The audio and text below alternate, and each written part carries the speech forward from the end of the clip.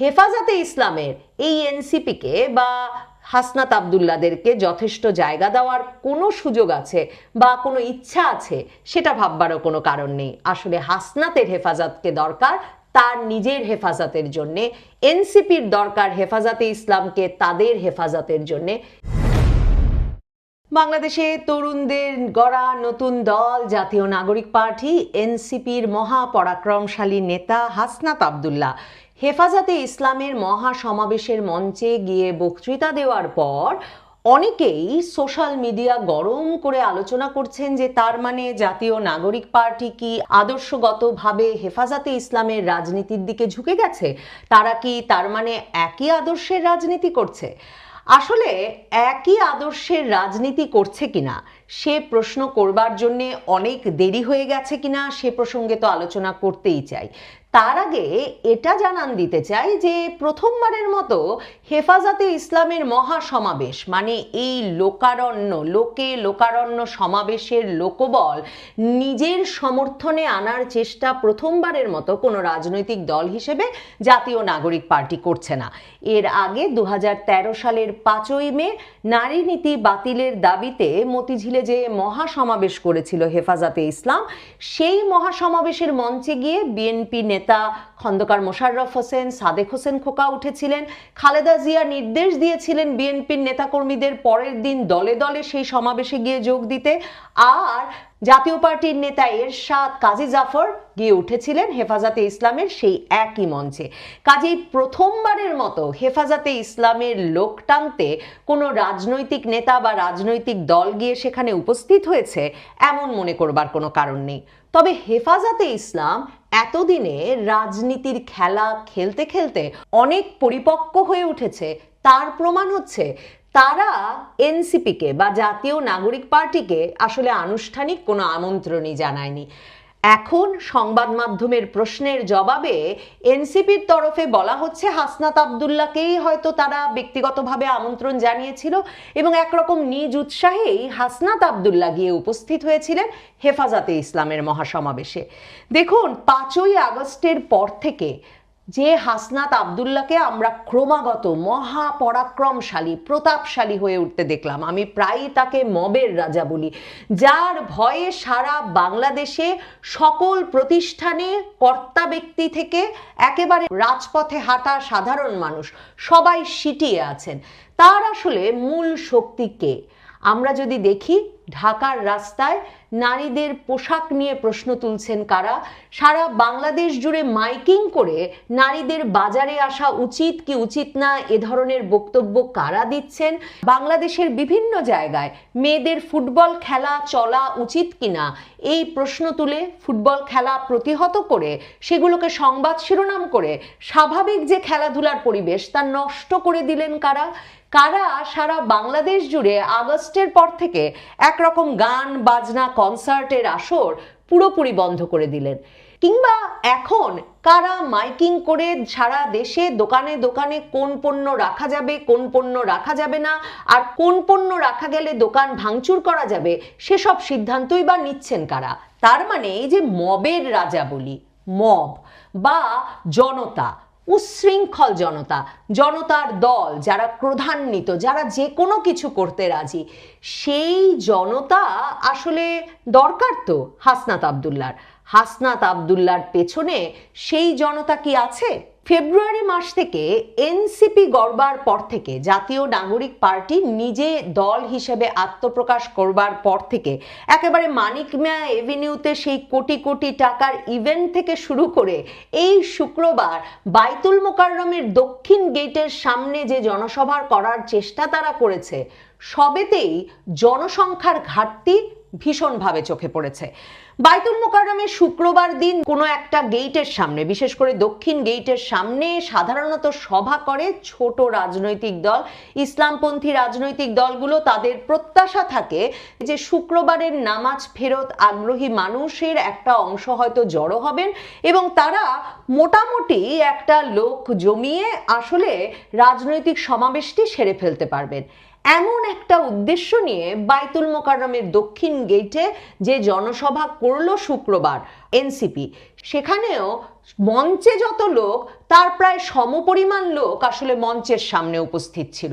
তার মানে থানা থানা থেকে ওয়ার্ড থেকে নাকি আসবে নেতাকর্মীরা সারাদিন ব্যাপী এনসিপির এই সমাবেশে যোগ দিতে।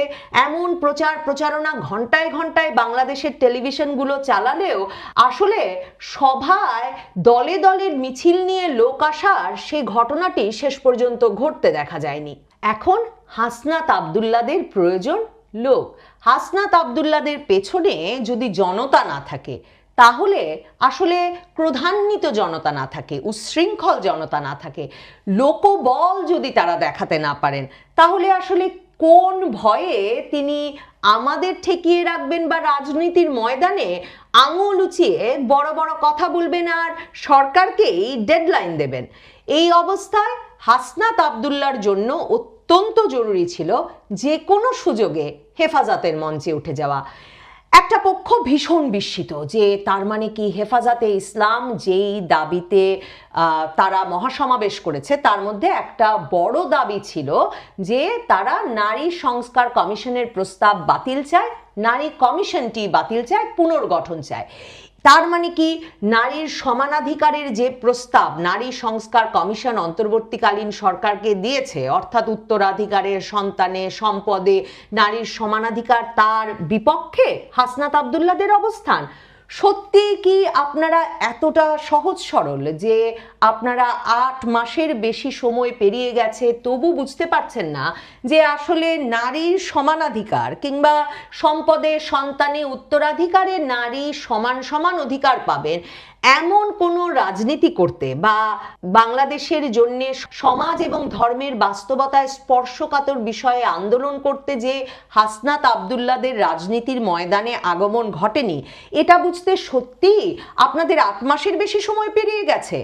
আগস্টের পর থেকে আমরা বাংলাদেশের বিভিন্ন জায়গায় দেখেছি নারীর পোশাক নিয়ে কথা হচ্ছে, নারীরা নানা ফোরামে এই মন্তব্য করেছেন, এমনকি আন্তর্জাতিক মিডিয়ায় খবর হয়েছে যে নারীকে ঢাকা বিশ্ববিদ্যালয়ের সামনে তার ওড়না কিভাবে রাখা হয়েছে তা নিয়ে হয়রানি করা হয়েছে, এবং যিনি হয়রানি করেছেন ঢাকা বিশ্ববিদ্যালয়ের কর্মী, তাকে যখন থানায় দেওয়া হয়েছে, থানা ঘেরাও করে তৌহিদি জনতা তাকে বের করে পাগড়ি আর ফুলের মালা পরে সম্বর্ধনা জানিয়েছে। আন্তর্জাতিক মিডিয়ায় পর্যন্ত নারীর এই বেকায়দা দশার বিষয়টি আলোচিত হয়েছে। কিন্তু আপনারা কি কোনোদিন আমাদের এনসিপির এই নেতাদের নাহিদ ইসলাম, সার্জিস আলম, হাসনাত আব্দুল্লাহ কাউকে এ বিষয়ে কোনো মন্তব্য করতে দেখেছেন? আপনারা কি উপদেষ্টা পরিষদে যারা আছেন, মাহফুজ আলম কিংবা আসিফ মাহমুদ সজীব ভুইয়া, তাদেরকে কোনো মন্তব্য করতে দেখেছেন এসবের বিরুদ্ধে?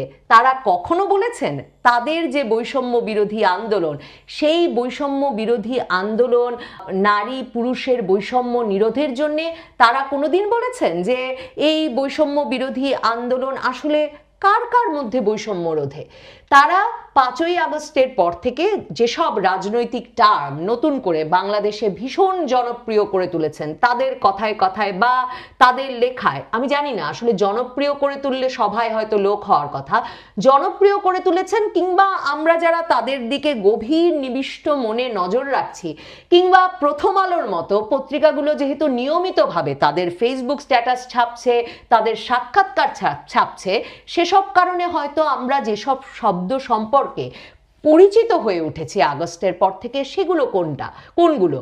একটা তো অবশ্যই ফ্যাসিবাদ। এছাড়া আমরা শুনেছি 92% বেশি মুসলমানের দেশ বাংলাদেশে ব্রাহ্মণ্যবাদ একটা বড় সমস্যা, হিন্দুত্ববাদের বিরুদ্ধে লড়াই এই তরুণ নেতাদের একটা গুরুত্বপূর্ণ দায়িত্ব। আমরা শুনেছি তারা যেসব দায়িত্বে, যেসব রাজনীতির বিরুদ্ধে তাদের কাজ, তার মধ্যে একটা বাঙালি সংস্কৃতি বা ভারতীয় আধিপত্যবাদ। তার মানে এই অবস্থায় আমরা আসলে এতদিন এত সহজ সরল হয়ে রইলাম কেন যে আমরা বুঝতে পারলাম না যে ঠিক কোন দিকে ঘেঁষা তাদের রাজনীতি। হেফাজত আর জামায়াতে ইসলামের রাজনীতি কিন্তু ভীষণ পরিষ্কার। এই ধরনের সমান নীতির ধর্মীয় গ্রন্থের বাইরে গিয়ে, কোরআন সুন্নার বাইরে গিয়ে আসলে নারীর জন্যে সমানাধিকারের যেসব প্রস্তাব আওয়ামী লীগ 2008 সালে তার নির্বাচনী ইশতেহারের প্রতিশ্রুতি মোতাবেক নারী নীতিতে বাস্তবায়ন করতে চেয়েছিল, কিংবা এখন নারী সংস্কার কমিশনের প্রস্তাবে এসেছে, সেগুলোর বিরোধী তারা বরাবর বলে এসেছে যে বাংলাদেশের ধর্মীয় সংস্কৃতি এবং বাংলাদেশের সংখ্যাগরিষ্ঠ মানুষের ধর্ম এই ধরনের সংস্কার বা নারী পুরুষের সমান অধিকার কাজে, সকল কাজে, ঘরের বাইরে, সম্পদে, সম্মানে, সংসদে সমান অধিকারের বিষয়টি আসলে নিশ্চিত করে না, এবং আমাদের সমাজ ধর্ম এজন্য প্রস্তুত নয়, এবং বরং সংখ্যাগরিষ্ঠ মানুষ এই সমানাধিকারের রাজনীতি, সমানাধিকারের প্রস্তাব প্রতিহত করতে প্রস্তুত। কিন্তু আমরা কি কখনো জিজ্ঞেস করেছি যে বাংলাদেশে আসলে অন্য রাজনৈতিক দলগুলো কি বলে, তাদের এই সমানাধিকারের রাজনীতি সম্পর্কে মতামতটা কি? আমরা দেখেছি আওয়ামী লীগের এই সমানাধিকার আনতে আইনি পরিবর্তনের প্রস্তাবের ফলশ্রুতিতে 2013 সালের 5ই মের সেই বিরাট জনসমাবেশে যখন বিএনপি নেতা খন্দকার মোশাররফ হোসেন, সাদেক হোসেন কোকা, জাতীয় পার্টির এরশাদ সাহেব গিয়ে উঠে পড়লেন, তখন একা পড়ে গিয়ে আওয়ামী লীগকে বরং এর পরের 10-11 বছর যতদিন তারা ক্ষমতায় ছিল ক্রমাগত চেষ্টা করে যেতে হয়েছে কি করে তারা হেফাজতে ইসলামের আরো ঘনিষ্ঠ হতে পারে এবং